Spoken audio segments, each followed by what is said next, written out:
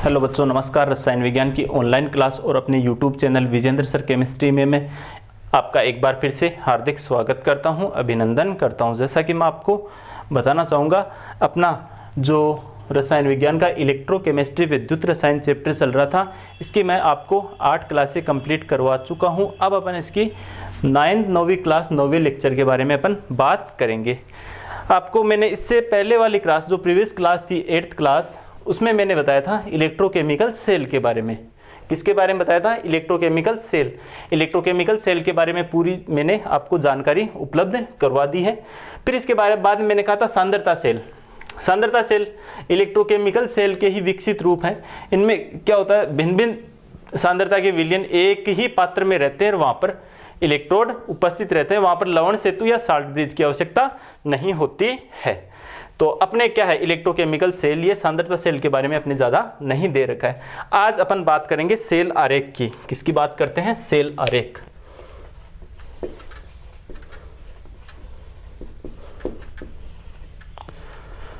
देखो, जो सेल आरेख है, इसमें जो सेल में विद्युत अपघट्य पदार्थ होते हैं, जो इलेक्ट्रोड होते हैं और जो आयंस होते हैं, या फिर मैं कहूँ जो ये विलयन होते हैं, विद्युत अपघट्य पदार्थ हो सकते हैं, इलेक्ट्रोड हो सकते हैं, इनको अपन किसके द्वारा दर्शाएंगे? प्रतीकों के द्वारा दर्शाएंगे। तो सेल आरेख निम्न बिंदुओं की सहायता से लिखा जाता है। कौन कौन से बिंदु हैं?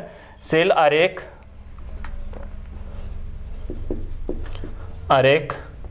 निम्न बिंदुओं के द्वारा दर्शाया जाता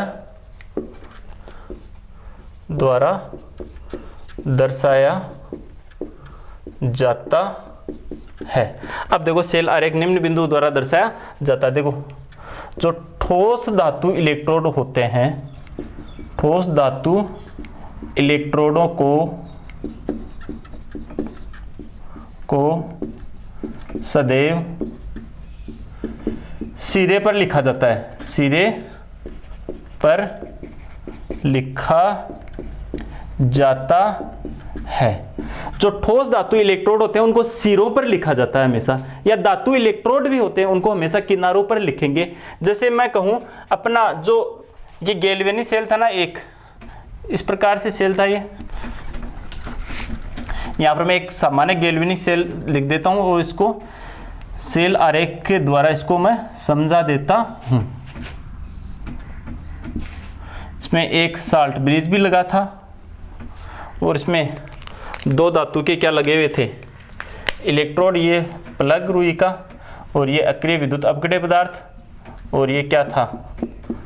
एक धातु का इलेक्ट्रोड, किसका? ये जिंक का। और ये किसका इलेक्ट्रोड था? कॉपर का। और दोनों को अपन ने किससे जोड़ रखा था? से जोड़ भी रखा था। और ये था जिंक सल्फेट और इसमें क्या था? Copper sulphate. ये लवण सेतु था। ये कौन सा इलेक्ट्रोड है? जिंक इलेक्ट्रोड, एनोड था। और ये कौन सा है? Copper electrode. ये क्या था? कैथोड था। यहाँ पर क्या हो रहा था? ऑक्सीडेशन। यहाँ पर क्या हो रहा था? रिडक्शन। ये अर्ध सेल, ये दूसरा अर्ध सेल, ये अर्ध सेल ऑक्सीकरण अभिक्रिया, ये अर्ध सेल अपचयन अभिक्रिया, दोनों को जोड़ने पर टोटल नेट सेल रिएक्शन आपको मैंने करवा दी थी इससे पहले वाली क्लास में। अब अपन बात करें, ठोस धातु इलेक्ट्रोडों को सदैव किनारों पर लिखा जाता है। तो यहां पर कौन कौन से इलेक्ट्रोड है? एक तो जिंक ठोस धातु इलेक्ट्रोड, एक कौन है? कॉपर। तो ये जिंक और कॉपर को अपन कहां लिखेंगे? किनारों पर ही लिखा जाता है, नंबर 1 बिंदु। ठीक है। हाँ, एनोड को सदैव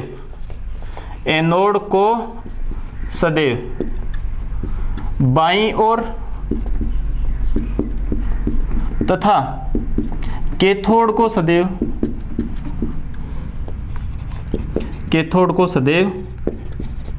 दाईं तरफ लिखा जाता है, या दाईं ओर लिखा जाता है। देखो, मैंने कहा ठोस धातु इलेक्ट्रोडों को किनारों पर, जैसे यह है एनोड इसमें, और ये है कैथोड। तो देखो एनोड पर क्या है, जिंक, और ये जिंक किस में बदल जाते हैं, जिंक 2+ आयनों में और एक्वाटिक। कैथोड ये किनारे पर तो यही लिखेंगे अपन, ठोस वाला, किनारे पर क्या लिखेंगे, ठोस वाला। अब ये पहले लिखना पड़ेगा अपने को कॉपर 2+ और ये एक्वाटिक।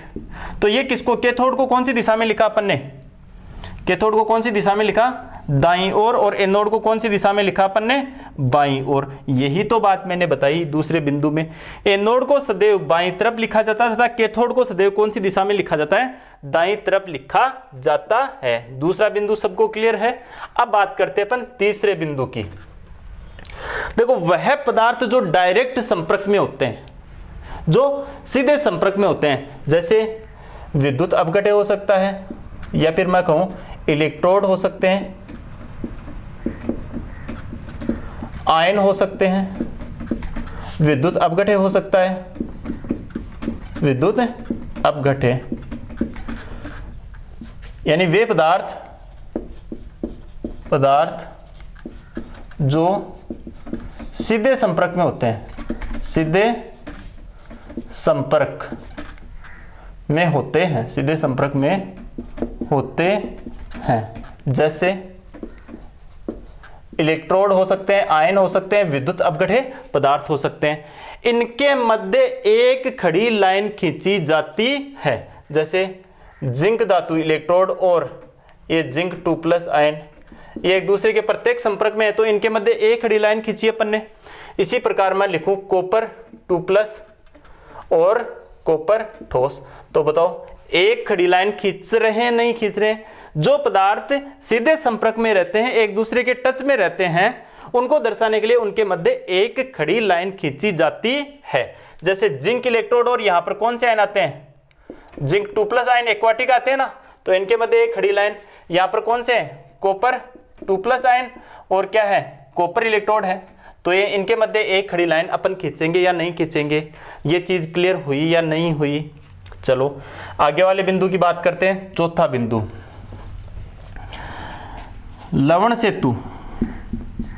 लवण सेतु को दर्शाने के लिए दो समानांतर खड़ी लाइन खींची जाती है,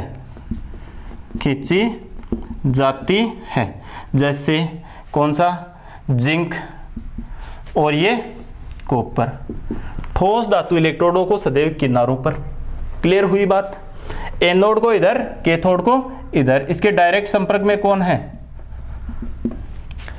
एक खड़ी लाइन से जो प्रत्येक संपर्क में है। इसके डायरेक्ट संपर्क में कौन है, कॉपर 2+ एक्वाटिक। इन दोनों के मध्य क्या है, लवण सेतु है। लवण सेतु को किससे दर्शाते हैं, ये लवण सेतु। दो समानांतर खड़ी लाइनों द्वारा लवण सेतु को दर्शाया जाता है। क्लियर हुई ये बात भी। चौथा बिंदु क्लियर है। लवण सेतु को या जो पृथक है, जो डायरेक्ट संपर्क में नहीं है, उनको दर्शाने के लिए दो समानांतर खड़ी लाइनें खींची जाती है। इसका अंतिम पॉइंट, पांचवा बिंदु। अब अपन बात करें विद्युत अपघट्यों की सांद्रता को सक्रियता के रूप में दर्शाया जाता है। किस रूप में दर्शाया जाता है, सांद्रता को सक्रियता के रूप में, सक्रियता के रूप में यदि आवश्यकता हो तो लिखा जाता है। यानी जो विद्युत अपघट्यों की सांद्रताएं होती हैं उसको किस रूप में दर्शाया जाता है, सक्रियता के रूप में। और ये सक्रियता अथवा सांद्रताएं तुरंत आयनों के बाद में लिखेंगे। तुरंत कहां पर लिखेंगे, आयनों के बाद में। तो आयनों की होगी सांद्रताएं, तो इन आयनों के बाद में क्या लिखेंगे अपन, सक्रियताएं। सांद्रताओं को किस रूप में दर्शाएंगे अपन, सक्रियताओं के रूप में। और ये सक्रियताएं इन आयनों के तुरंत अपन क्या लिखेंगे, बाद में लिखेंगे। जैसे मैं लिख करके बता दूं, जैसे यहां पर ऐसे कह दें कि विलयन में, जैसे विलयन में यहां पर जिंक प्लस आयनों की सांद्रता है, सांद्रता 0.5 m और कॉपर आयनों की सांद्रता है 0.03 m। तो अपन कैसे दर्शाएंगे इनको, ये देखना कैसे दर्शाएंगे। किनारों पर क्या लिखेंगे, ठोस धातु जिंक ठोस, और ये क्या लिख दिया मैंने, कॉपर ठोस। अब डायरेक्ट संपर्क में उनको एक खड़ी लाइन द्वारा दर्शाते हैं, जिंक 2+, और यहाँ पर क्या लिख दूं मैं, कॉपर 2+। अब ये कैसा है, एक्वाटिक है, और इसकी सक्रियता अथवा मैं सांद्रता, सक्रियता को क्या लिखते हैं, एक्टिविटी के रूप में लिखते हैं। सक्रियता को क्या लिखते हैं, एक्टिविटी। एक्टिविटी का पहला अक्षर क्या है, ए। इसकी सक्रियता लिखूंगा मैं, कितनी है, 0.5 m। अब क्या लिखेंगे, दो समानांतर इलेक्ट्रोड। अब इसकी सक्रियता को क्या लिखूं, एक्वाटिक है, और इसकी सक्रियता क्या है, 0.03 m, 0.03 m, और ये कॉपर ठोस।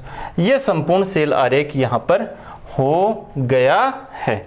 तो इस प्रकार से आप क्या दर्शा सकते हो, सेल आरेख दर्शा सकते हो, या फिर मैं कहूँ क्या लिख सकते हो, सेल आरेख लिख सकते हो। यहाँ पर ये हल्के हल्के मैं कोमा लगा देता हूँ, एक्वाटिक को ये दर्शा रहा है, इसको कोष्टक में। तो ये 5 बिंदुओं द्वारा अपन क्या लिख सकते हैं, सेल आरेख लिख सकते हैं, अथवा सेल आरेख को क्या करते हैं अपन, दर्शाते हैं। तो बता सकते हो सभी 5 बिंदु। तो डेनियल सेल का सेल आरेख आपको एग्जाम में पूछ सकता है, तो डेनियल सेल के सेल आरेख के बारे में बता सकते हो। जो दो धातु इलेक्ट्रोड होते हैं उनको दोनों को ठोस है, किनारों पर लिखते हैं, क्लियर है। दूसरा यहां पर देखो, एनोड को कहां लिखा, ये एनोड है या नहीं है, एनोड को कहां लिखा, बाईं ओर, और ये क्या है, कैथोड। कैथोड को कौन सी दिशा में लिखा, दिख रहा है सभी को, दाईं तरफ लिखा, नहीं लिखा, इसको बाईं ओर, इसको कौन सी दिशा में, दाईं तरफ लिख रहे हैं। तो ठोस धातु इलेक्ट्रोडों को किनारों पर लिखते हैं, ठीक है। एनोड को बाईं तरफ और कैथोड को दाईं तरफ लिखते हैं, और जो सीधे संपर्क में है उनके मध्य एक एक खड़ी लाइन लगाते हैं।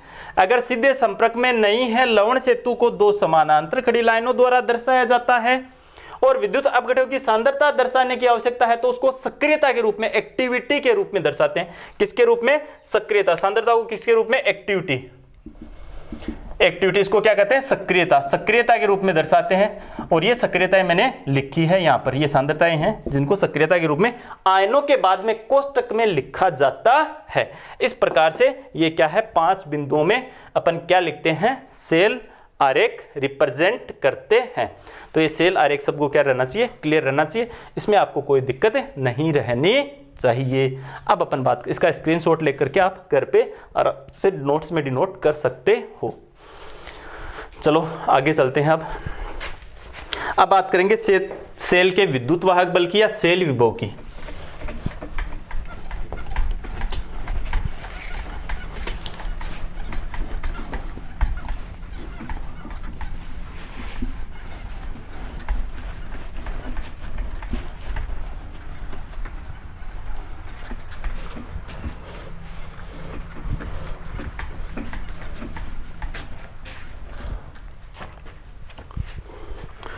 सेल का विद्युत वाहक बल या सेल विभव।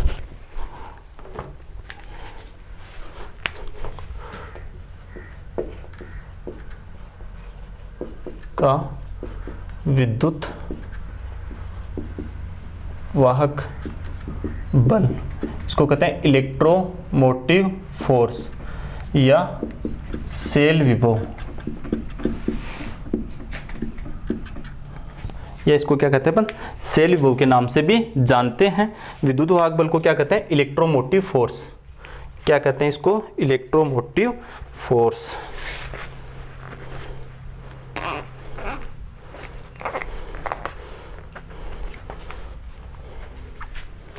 इसको कहते हैं विद्युत वाहक बल, इलेक्ट्रोमोटिव फोर्स या विद्युत वाहक बल, ईएमएफ या सेल विभव भी अपन कहते हैं। देखो आप सभी जानते हो, जैसे एक प्रारूपिक सेल था डेनियल सेल, उसी को अपन लेकर इसको भी समझते हैं। ये एक डेनियल सेल था, इसका ये था लवण सेतु, और इसमें विद्युत अपघट्य पदार्थ भरा हुआ था, कॉपर सल्फेट, जिंक सल्फेट, और ये थे 2 इलेक्ट्रोड थे।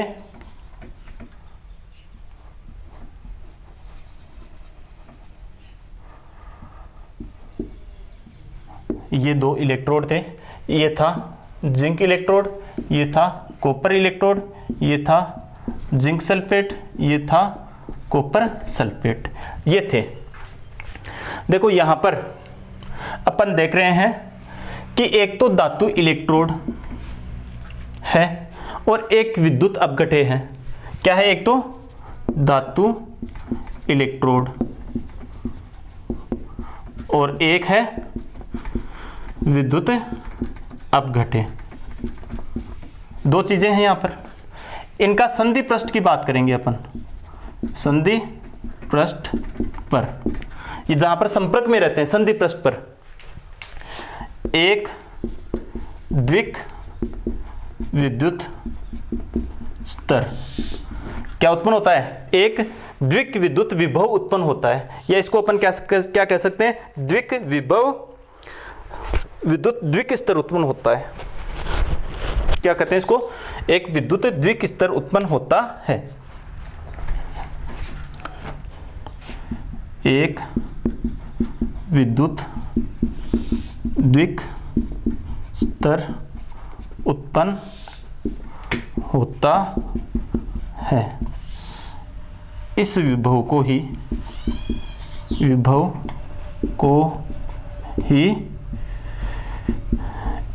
इलेक्ट्रोड विभव कहते हैं। इसको ध्यान से समझ लेना। किसे कहते हैं इलेक्ट्रोड विभव? इलेक्ट्रोड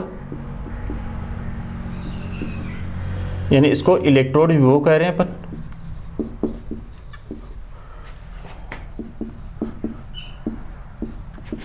किसे कहते हैं? किसी भी धातु इलेक्ट्रोड और विद्युत अपघटे के संधि पृष्ठ पर क्या लिखेंगे? किसी धातु इलेक्ट्रोड तथा विद्युत अपघटे विलयन के संधि पृष्ठ पर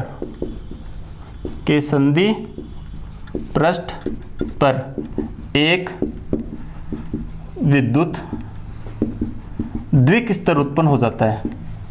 एक विद्युत द्विक स्तर उत्पन्न हो जाता है।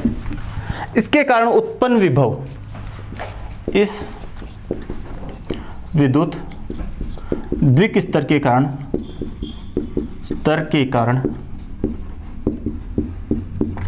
उत्पन्न विभव ही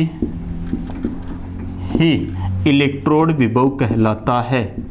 क्या कहलाता है? इलेक्ट्रोड विभव कहलाता है। इसी को अपन क्या कहेंगे? इलेक्ट्रोड विभव कहेंगे। तो एक बार मैं इस परिभाषा आपको फिर से एक्सप्लेन कर देता हूं।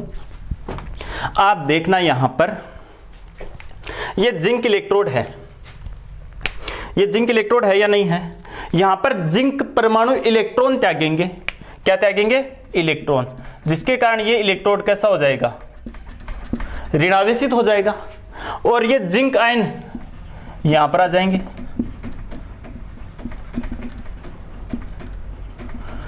क्लियर है? तो यहां पर देखो संधि पृष्ठ पर द्विक विद्युत स्तर उत्पन्न हो रहा नहीं हो रहा है? माइनस और प्लस द्विक विद्युत स्तर उत्पन्न हो रहा है। यही मैं बोल रहा हूं, किसी धातु इलेक्ट्रोड तथा विद्युत अपघटे के संधि पृष्ठ पर एक विद्युत द्विक स्तर उत्पन्न हो जाता है। और इस विद्युत द्विक स्तर उत्पन्न होने के कारण जो विभव होगा वही क्या कहलाता है? इलेक्ट्रोड विभव कहलाता है। इसमें किसी भी प्रकार का कोई डाउट नहीं रहना चाहिए। विद्युत अपघटे का विलयन और इलेक्ट्रोड के संधि पृष्ठ पर एक विद्युत द्विक स्तर डबल लेयर इलेक्ट्रिक उत्पन्न हो जाती है। उसके कारण जो विभव उत्पन्न होगा उस विभव को अपन क्या कहेंगे? इलेक्ट्रोड विभव। एक सेल में कितने इलेक्ट्रोड विभव होते हैं? यह है एक अर्ध सेल विभव, यह है दूसरा अर्ध सेल विभव। दोनों को जोड़ेंगे दोनों, सॉरी जोड़ने का मैं कर रहा हूं, दोनों को साथ बोलें तो वो क्या होगा, शेल विभव। क्या होगा वो, शेल विभव। तो ये क्या है इधर वाला, ये अर्धशेल विभव होगा यहां पर। कैसा विभव, अर्धशेल विभव। और ये दूसरा अर्धशेल विभव, अर्धशेल विभव। क्लियर है बात। यहां पर क्या हो रहा है, ऑक्सीडेशन, तो इसको ऑक्सीकरण विभव। यहां पर क्या हो रहा है, अपचयन, तो इसको क्या कहेंगे अपन, अपचयन विभव। किसे कहते हैं ऑक्सीकरण विभव, वह विभव जिसमें इलेक्ट्रोड का या धातु इलेक्ट्रोड का क्या होता है, ऑक्सीकरण, वहां पर ऑक्सीकरण विभव कहलाएगा। वह इलेक्ट्रोड जहां पर क्या होता है, धातु आयन का अपचयन होता है, वो क्या कहलाएगा, अपचयन विभव कहलाएगा। क्लियर है ये बात। यहां पर मैंने केवल इलेक्ट्रोड विभव के बारे में बताया। अब मैं बात करता हूं शेल विभव की। किसकी, शेल विभव। शेल विभव किसे कहते हैं, एक सेल में दो इलेक्ट्रोड होते हैं, दोनों इलेक्ट्रोड विभव का जो अंतर होता है या दोनों इलेक्ट्रोड विभव का जो वास्तविक अंतर होता है, उस अंतर को ही अपन शेल विभव कहते हैं। तो मैं बोल सकता हूं शेल के इलेक्ट्रोड विभव का वास्तविक अंतर ही शेल विभव कहलाता है। क्लियर है। जैसे इसको ई सेल से दर्शाते हैं। कैसे दर्शाते हैं, ई सेल। किससे दर्शाते हैं इसको, ई सेल से दर्शाते हैं। जैसे शेल विभव, ई सेल बराबर ई कैथोड इलेक्ट्रोड का इलेक्ट्रोड विभव माइनस ई एनोड इलेक्ट्रोड का इलेक्ट्रोड विभव। यानी कैथोड में से किसको घटा देंगे अपन, एनोड को क्या कर देंगे, माइनस। या फिर मैं यहां पर लिख सकता हूं ई सेल बराबर ई, ये कौन सी दिशा में रहता है, दायां, माइनस ई बायां। ऐसे भी लिख सकता हूं क्या, या इसको शॉर्ट फॉर्म में लिखूं मैं, ई सेल बराबर ई कैथोड माइनस ई एनोड। बताओ, इलेक्ट्रोड विभव का सूत्र भी आप बता सकते हो और ऐसा न्यूमेरिकल भी आप क्या कर सकते हो, सोल्व कर सकते हो। बताओ, इस इलेक्ट्रोड विभव में किसी को कोई समस्या नहीं रहनी चाहिए। तो इलेक्ट्रोड विभव आने से पहले आपको क्या आना, सॉरी शेल विभव आने से पहले आपको किसका पता रहना चाहिए, आपको अर्धशेल विभव या फिर मैं कहूं किसका पता रहना चाहिए, इलेक्ट्रोड विभव का पता रहना चाहिए। समझ में आई बात सभी को। तो मैं कहूं इलेक्ट्रोड विभव भी कह सकता हूं और इसको क्या कह सकता हूं, अर्धशेल विभव भी कह सकता हूं। क्या कह सकता हूं इसको, अर्धशेल। आप देख सकते हो आधे सेल का विभव है, तो इलेक्ट्रोड विभव को क्या बोल सकते हैं अपन, अर्धशेल विभव भी कह सकते हैं। क्लियर हुई। इलेक्ट्रोड विभव क्लियर है, शेल विभव सबको क्या रहना चाहिए, क्लियर रहना चाहिए। अब देखो ये शेल विभव का फॉर्मूला यहीं पर लिख देता हूं मैं, नीचे ऊपर साफ कर देता हूं। ई सेल बराबर ई दायां माइनस ई बायां, या फिर ई सेल बराबर ई कैथोड माइनस ई एनोड। ऐसे भी लिख सकते हैं। अब देखो, एक होता है इलेक्ट्रोड विभव कितने प्रकार का होता है, दो प्रकार का। इलेक्ट्रोड विभव कितने प्रकार का होता है, दो प्रकार का। कौन कौन सा, एक तो होता है इलेक्ट्रोड विभव दो प्रकार का होता है।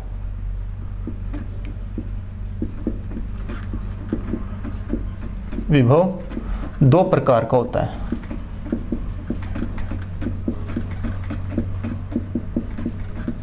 एक होता है ऑक्सीकरण विभव, ऑक्सीकरण विभव। जैसे ऑक्सीकरण होगा तो ऑक्सीकरण विभव जिंक ठोस अवस्था में है और जिंक 2+ में गया +2 इलेक्ट्रॉन। ये कौन सा कहलाता है, यहाँ पर जो विभव उत्पन्न होगा वो क्या कहलाता है, ऑक्सीकरण विभव और जिंक। और एक होता है अपचयन विभव। आईपीसी ने इस अपचयन विभव को क्या बोलती है, इलेक्ट्रोड विभव कहती है। क्या कहती है, इलेक्ट्रोड विभव। जैसे मैं लिखूं यहां पर कॉपर 2 प्लस 2 इलेक्ट्रॉन, इसका अपचयन हो रहा है ये, तो ये कौन सा विभव है यहाँ पर? अपचयन विभव।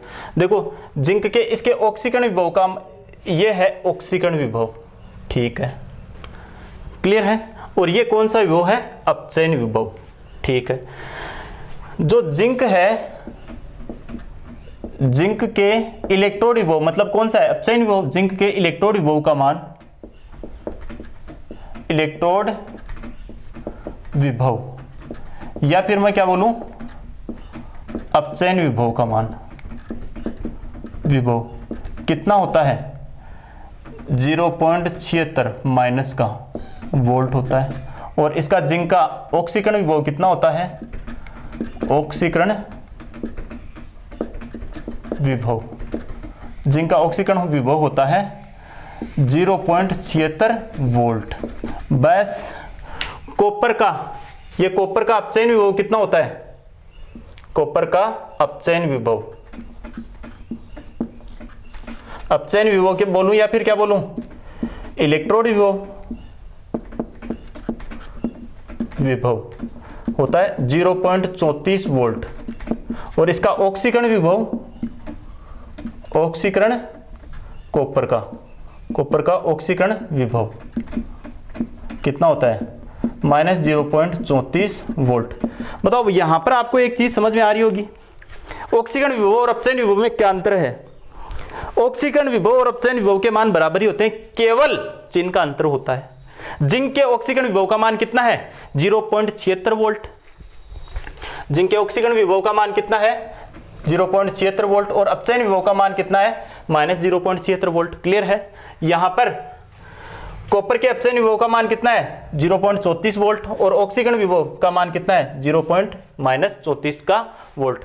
अपचयन विभव को ही क्या कहते हैं? इलेक्ट्रोड विभव। ये लाइन लिख लेना, अपचयन विभव को ही क्या कहते हैं? इलेक्ट्रोड विभव कहते हैं। क्लियर है। अपचयन, ऑक्सीकरण विभव को नहीं, अपचयन विभव को अपन क्या कहते हैं? इलेक्ट्रोड विभव कहते हैं। आईपीसी ने ये नाम स्वीकार कर रखा है। ये चीज आपको क्या रहनी चाहिए? सबको अच्छे से क्लियर रहनी चाहिए। तो अपन बता सकते हैं जिंक का ऑक्सीकरण विभव 0.76 वोल्ट, जिंक का अपचयन विभव या इलेक्ट्रोड विभव -0.76 वोल्ट। हाँ, अब अपन को इलेक्ट्रोड विभव की ही बात करेंगे। तो मैं किसकी बात कर रहा हूं? मैं अपचयन विभव की ही बात कर रहा हूं। बिकॉज, क्योंकि आईपीसी ने अपचयन विभव को क्या मान रखा है? इलेक्ट्रोड विभव। तो अपन आगे चैप्टर में सब में किसकी बात करेंगे? इलेक्ट्रोड विभव, दैट मींस अपचयन विभव की। जिंक के अपचयन विभव का मान कितना होता है? इलेक्ट्रोड विभव का मान कितना होता है? -0.76 वोल्ट। ऑक्सीकरण विभव का +0.76 वोल्ट।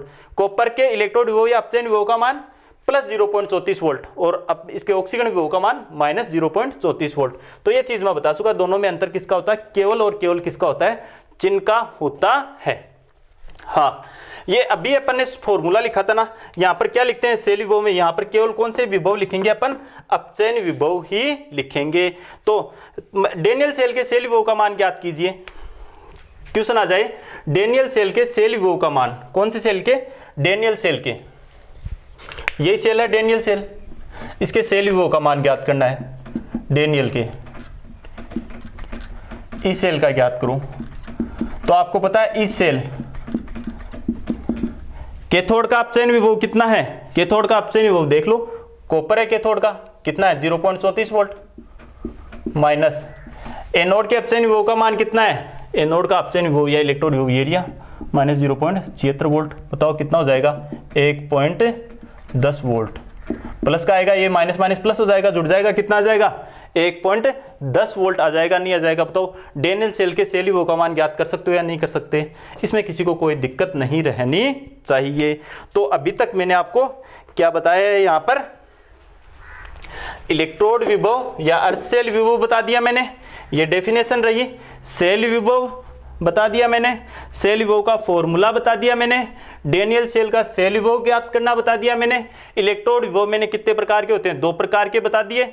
और अपचयन विभव को या आईपीसी क्या करिए? इलेक्ट्रोड विभव करिए, ये भी आपको मैं बता चुका हूं।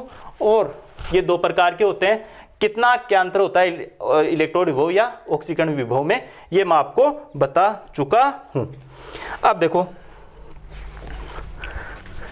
अब अपन बात करेंगे सेल विभव या विद्युत वाहक बल की डेफिनेशन की।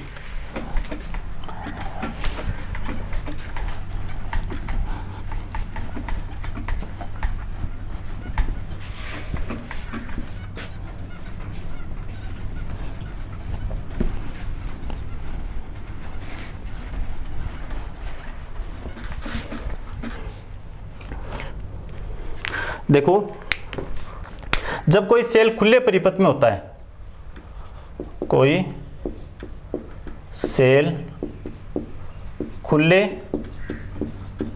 परिपथ में होता है अर्थात विद्युत धारा का प्रवाह विद्युत धारा का प्रवाह नहीं हो रहा होता है, उस समय दोनों इलेक्ट्रोड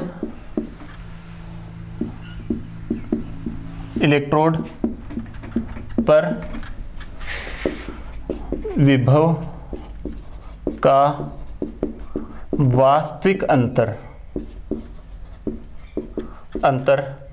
विद्युत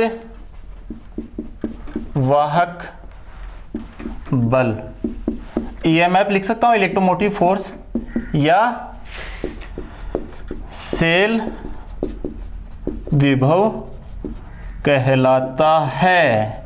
ये अपने को डेफिनेशन याद रखनी है। सेल विभव की ये डेफिनेशन अपने को ध्यान रखनी है। वो सेल विभव कैसे निकाला, कैथोड माइनस एनोड वाला, उससे अपन क्या निकाल सकते हैं, मान। डेफिनेशन ये याद रखनी है, जब सेल खुले परिपथ में अर्थात सेल से कोई विद्युत धारा का प्रवाह नहीं हो रहा है, उस समय दोनों इलेक्ट्रोडों पर जो विभव का वास्तविक अंतर होता है उसे ही अपन क्या कहते हैं, सेल का विद्युत वाहक बल, इलेक्ट्रोमोटिव फोर्स, या सेल का क्या कहते हैं अपन, सेल विभव कहते हैं। क्लियर हुई ये बात सभी को? इसमें आपको कोई दिक्कत नहीं रहनी चाहिए। अब देखो, मैं यहां पर एक चीज और लिख रहा हूं, मानक विद्युत वाहक बल, या फिर लिख दूं मैं मानक स्टैंडर्ड सेल पोटेंशियल सेल विभव। ये मानक, देखो जहां पर भी मानक लगता है वहां पर पदार्थों की सांद्रता कितनी होती है, 1 मोल पर लीटर। दाब कितना होता है, वायुमंडलीय दाब, वायुमंडलीय दाब 1 एटमॉस्फेरिक। ताप कितना होता है, 25 डिग्री सेंटीग्रेड या 298 केल्विन। इन कंडीशन में जो सेल विभव होता है या जो सेल का विद्युत वाहक बल होता है वही क्या कहलाता है, मानक विद्युत वाहक बल, या फिर क्या कहूं मैं, मानक सेल विभव कहलाता है। क्लियर हुई ये बात? और इस समय जो इलेक्ट्रोड विभव होता है, इलेक्ट्रोड विभव होता है उसे मानक इलेक्ट्रोड विभव कहते हैं।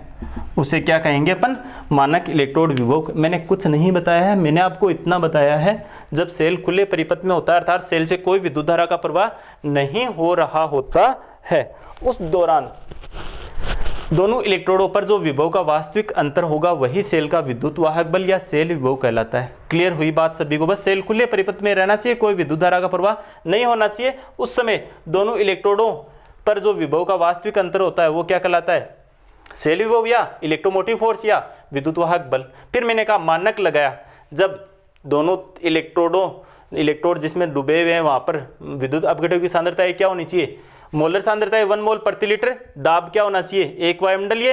ताप कितना होना चाहिए, 298 केल्विन या 25 डिग्री सेंटीग्रेड। उस दौरान जो सेल का विभव होता है वो मानक सेल विभव या मानक विद्युत वाहक बल, और उस समय जो इलेक्ट्रोडों का विभव होता है वो क्या कहलाता है, मानक इलेक्ट्रोड विभव कहलाता है। बताओ, इसमें भी आपको किसी भी प्रकार की कोई दिक्कत नहीं रहनी चाहिए। अब देखो, अपन आगे बात करते हैं। देखो, सेल विभव कितना होता है, सेल विभव या फिर मैं कहूं सेल का विद्युत वाहक बल, ये सेल का विद्युत वाहक बल या सेल विभव कितनाक होता है, इसका कितनाक मान होता है, उसके बारे में अपन बात करेंगे। देखो, जब सेल खुले परिपथ में होता है, खुले परिपथ में होता है, उस समय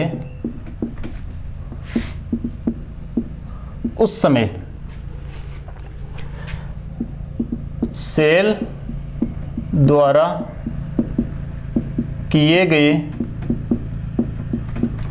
उस कार्य के बराबर होता है, बराबर होता है जो कि इकाई आवेश को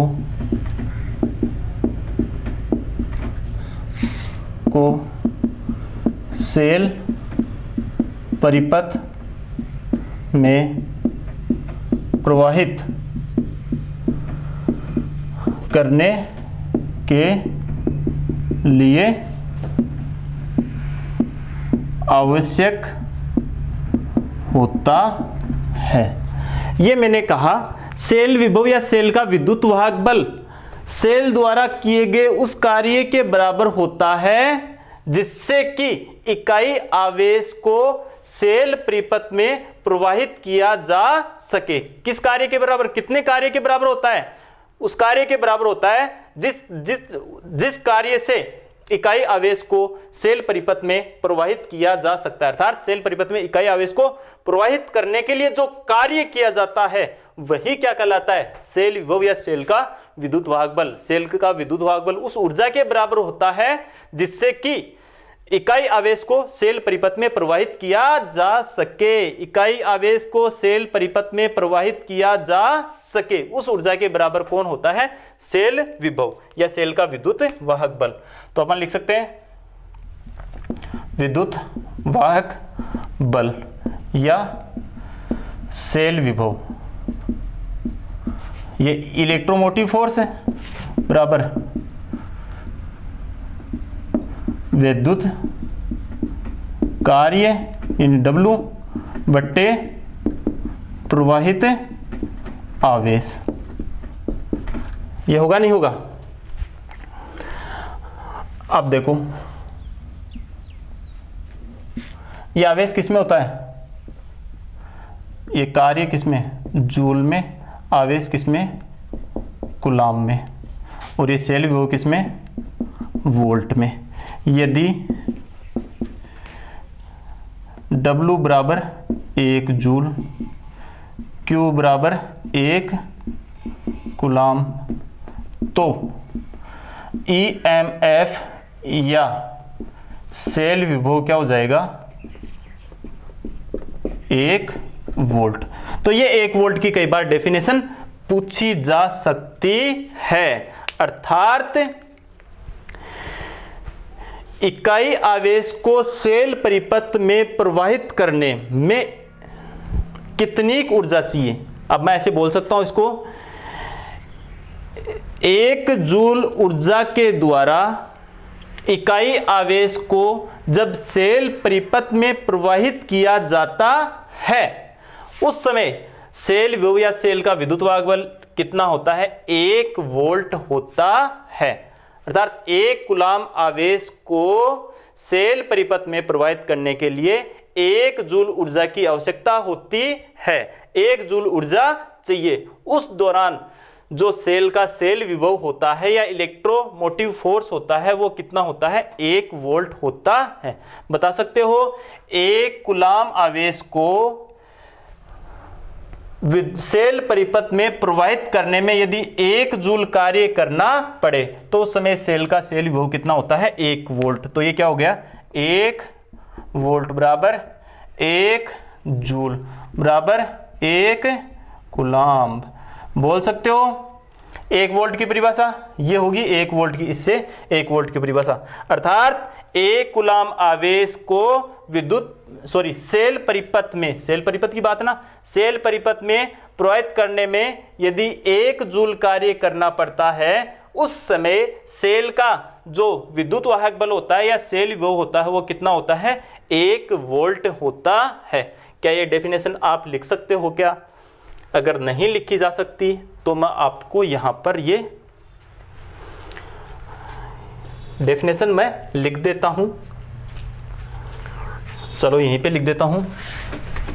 ये तो मानक समझ गए, वही चीज है मानक, तो बस 3 कंडीशन लगाई है मैंने। 1 वोल्ट की परिभाषा,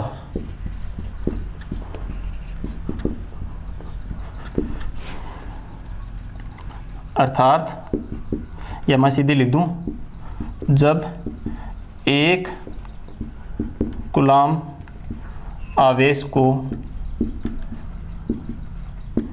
सेल परिपथ में प्रवाहित करने में यदि 1 जूल ऊर्जा की आवश्यकता होती है तो उस समय सेल का सेल विभव या फिर इलेक्ट्रोमोटिव फोर्स 1 वोल्ट होता है। उस समय जो सेल विभव होता है वो 1 वोल्ट होता है या इलेक्ट्रोमोटिव फोर्स होता है वो कितना होता है, 1 वोल्ट होता है। तो ये आप लिख सकते हो। तो यहाँ पर अभी मैंने इस क्रम में क्या बताया, सेल का विद्युत वाहक बल या सेल विभव कितनी ऊर्जा के बराबर होता है। जब कोई सेल खुले परिपथ में होता है अर्थात विद्युत धारा का प्रभाव से नहीं हो रहा होता है, यही लिखा है, उस दौरान दोनों इलेक्ट्रोडों पर विभव का जो वास्तविक अंतर होता है वही क्या कहलाता है, सेल का विद्युत वाहक बल। मानक 3 कंडीशन लगाया, मानक कितनी ऊर्जा के बराबर होता है, इकाई आवेश को सेल परिपथ में प्रवाहित करने में जितनी ऊर्जा की आवश्यकता होती है वही किसके बराबर होता है, सेल विभव के बराबर होती है। उस कार्य के, यानी सेल विभव उस कार्य के बराबर होता है या सेल द्वारा किए गए उस कार्य के बराबर होता है जिससे कि इकाई आवेश को सेल परिपथ में प्रवाहित किया जा सके। फिर मैंने 1 वोल्ट की परिभाषा, 1 कूलाम आवेश को प्रवाहित करने में यदि 1 जूल की आवश्यकता है तो सेल का जो सेल विभव होता है या विद्युत वाहक बल होता है वो क्या होता है, 1 वोल्ट। ये चीजें मैंने यहाँ पर ये करवाई है, ये सभी आपको क्लियर रहनी चाहिए। अब अपन बात करते हैं आगे। एक प्रश्न लिखा देता हूं, सेल विभव और विभवांतर में अंतर लिखिए। इसका स्क्रीनशॉट ले लेना आप और फिर नोट्स में लिख सकते हो। अब एक क्वेश्चन लिख देता हूं और उसका मैं आपको आंसर करवा देता हूं।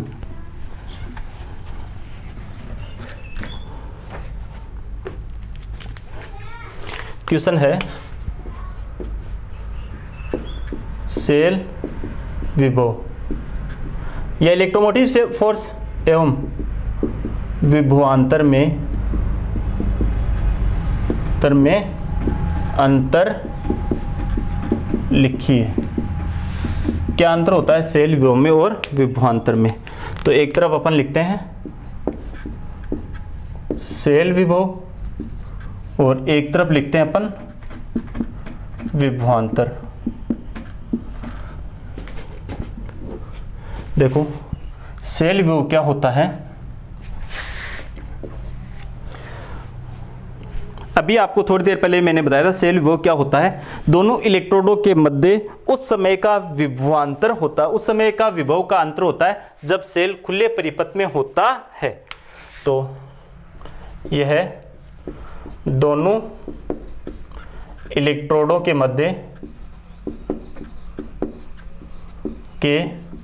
मध्य उस समय का विभवांतर है या विभव का अंतर है जब सेल खुले परिपथ में होता है, परिपथ में होता है, अर्थात सेल से कोई भी या कोई विद्युत धारा का प्रवाह, सेल से किसी विद्युत धारा का, सेल से विद्युत धारा का प्रवाह, सीधा लिख दूं, विद्युत धारा का प्रवाह नहीं हो रहा होता है। कब विभवांतर है? जब सेल खुले परिपथ में होता है, अर्थात सेल से कोई विद्युत धारा अपन काम में नहीं ले रहे होते हैं, उस समय इलेक्ट्रोडों के मध्य विभव का अंतर। यह है इलेक्ट्रोडों के मध्य उस समय का विभवांतर होता है जब सेल बंद परिपथ में होता है, कुंजी लगी होती है, अर्थात सेल से धारा प्रवाहित हो रही होती है, यानी स्विच ऑन रहता है। देखना, यह है सेल के अधिकतम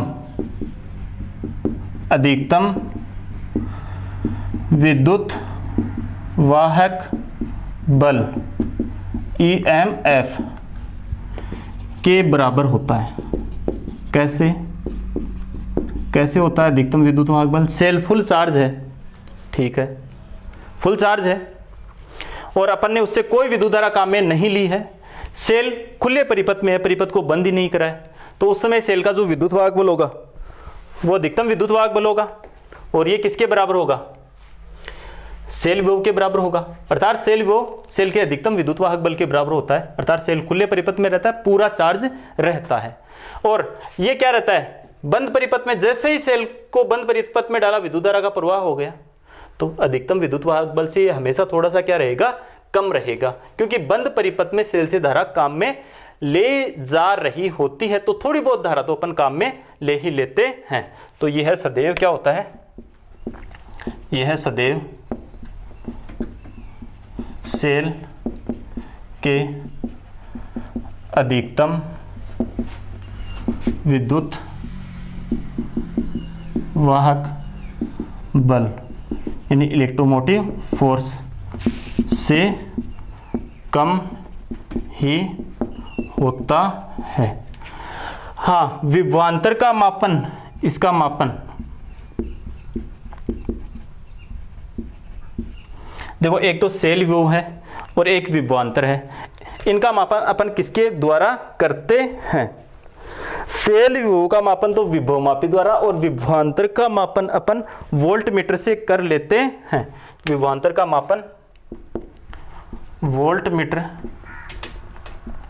द्वारा किया जाता है, वोल्ट मीटर द्वारा किया जाता है। और सेल विभव का मापन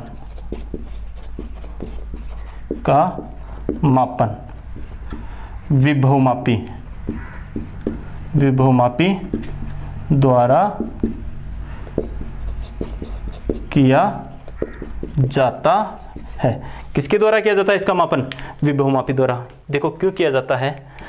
वोल्ट मीटर से अगर अपन विभवांतर विभव सेल विभव मापे तो वोल्ट मीटर कुछ धारा क्षरण करता है, कुछ धारा काम में लेता है जो मापन में प्रयुक्त होती है। तो जो धारा काम में उसने ले ली, उसका मापन तो वो नहीं करेगा। तो सेल विभव का मान एग्जैक्ट बता पाएगा क्या? नहीं बता पाएगा। तो सेल विभव का मापन किसके द्वारा करेंगे? कौन सी युक्ति के द्वारा करेंगे अपन? विभवमापी के द्वारा। जबकि इसका मापन तो किसके द्वारा किया जा सकता है? वोल्ट मीटर द्वारा भी किया जा सकता है। तो ये अंतर था सेल विभव और विभवांतर के मध्य। आज की क्लास में अपन इतना ही देखेंगे। अब देखेंगे आगे नेक्स्ट क्लास में अपन देखेंगे इलेक्ट्रोड विभव की उत्पत्ति। ऑक्सीकरण विभव, अपचयन विभव, शून्य इलेक्ट्रोड विभव, इस आधार पर अपन 3 प्रकार के इलेक्ट्रोड देखेंगे। फिर अपन देखेंगे मानक हाइड्रोजन इलेक्ट्रोड। तो इस क्लास में सभी को वीडियो को देख करके नोट्स अच्छे से प्रिपेयर करने हैं। थैंक यू, धन्यवाद। विजेंद्र सर केमिस्ट्री नाम से जो यूट्यूब चैनल है सभी सब्सक्राइब, लाइक, शेयर सभी करना है, ताकि सबके पास लॉकडाउन के दौरान ये चीज़ें पहुंच सके। जो कंटेंट ऑफ मैटर मोड डालूं तो तुरंत आपको पता चल जाए।